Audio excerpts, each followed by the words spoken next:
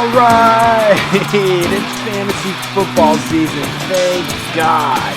I'm Buster Brown, and the show is Redemption Rehab. If you tuned in today, it's because you want to get better fantasy football and do one thing: start winning championships. If you give me a moment of your time now and in the future, I will show you what I've been able to do for 32 years of playing fantasy football, and that's winning championships. If you're new to this, or maybe you're just one of these guys where you walk into a draft room and you got guys calling you easy money, or maybe you're one of those guys that they start saying, "Hey, how long is it going to take you to pick?" Or maybe they just chuckle every single time you make a pick. Well, guess what? Those days are over.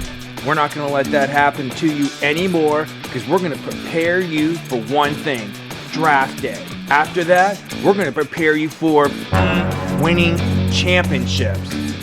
How's that going to happen? Well, I'm going to bring in the people, I'm going to bring in the processes and the methods to get the job done. First thing we're going to do is get you ready for draft day. We're going to show you who to pick, where to pick them, what rounds to draft them, and why. After that, we're going to prepare you to win a championship week in and week out. Isn't that what it's all about?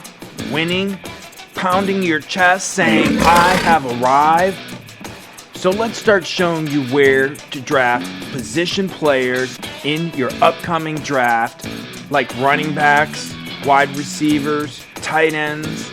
So get out your pencil and paper, buckle up, and let's get the show on the road. My goals are simple: to help you win money playing fantasy football. I'm here to change the way fantasy players approach an upcoming season by bringing in people, developing processes, and methods that will increase your chance to win a championship year after year. I'm Buster Brown, and this is Fantasy Football Redemption Rehab.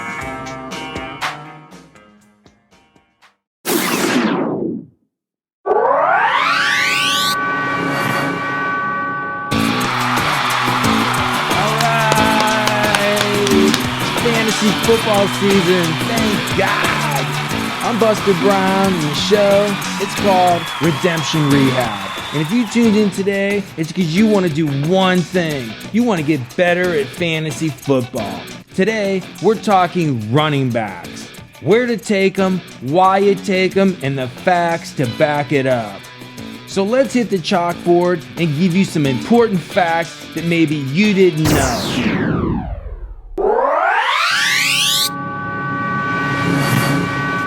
Did you know that the number one running back in 2018 was Christian McCaffrey with 338 points for the Carolina Panthers, according to the NFL scoring system? Let me give you some more facts. Did you know that 5 running backs had 300 plus points, 11 running backs had 200 plus points, and 31 running backs had 100 plus points, for a total of 47 running backs in 2018 had 100 plus points. Let's compare those numbers to these numbers.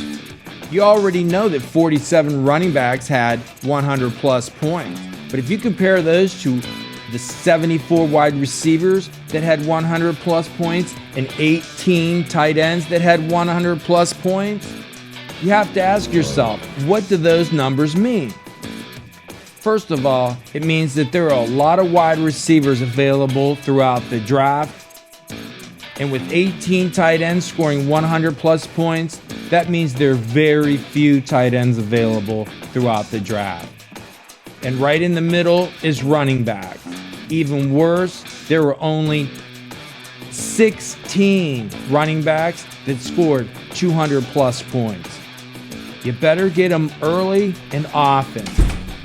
So with those numbers in mind, let's go look at the position player priority list heading into a draft.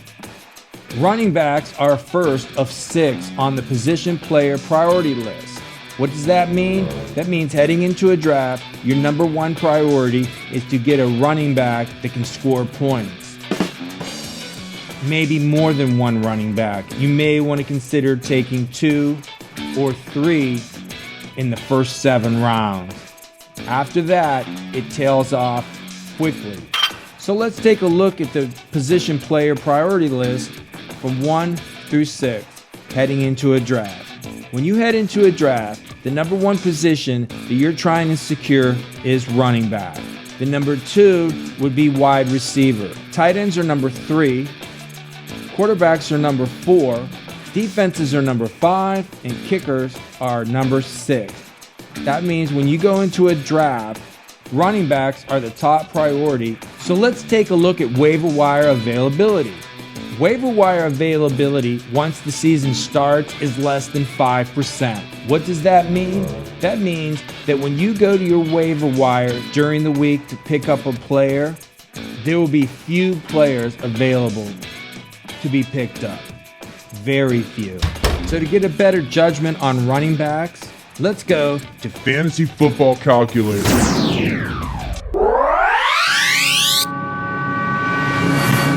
Welcome to Fantasy Football Calculator.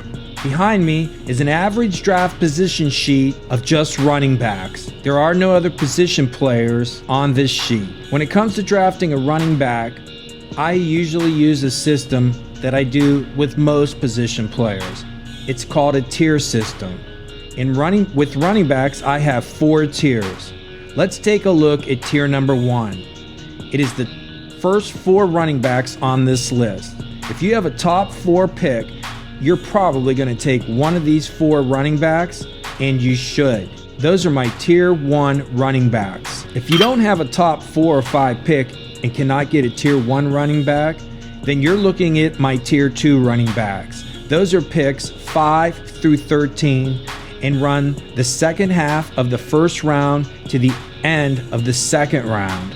I normally take a running back in rounds 1 and 2, but if a really good wide receiver falls to me and I don't like any of the running backs that are in round 1 or 2, I will definitely take a wide receiver if I have to. Normally I come out of first 2 rounds with 2 running backs or a running back and a wide receiver.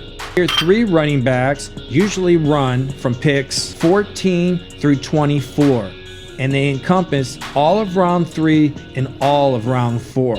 If you need a running back, these running backs are usually very good. The problem with them is they have some question marks next to their name or maybe haven't lived up to their potential. By the end of round 4, I like to have at least 2 running backs. So sometimes I have to take a running back in tier 3 in rounds 3 or 4. 4 running backs start at pick number 25 and run through pick number 36. This encompasses all of rounds 5 through 7.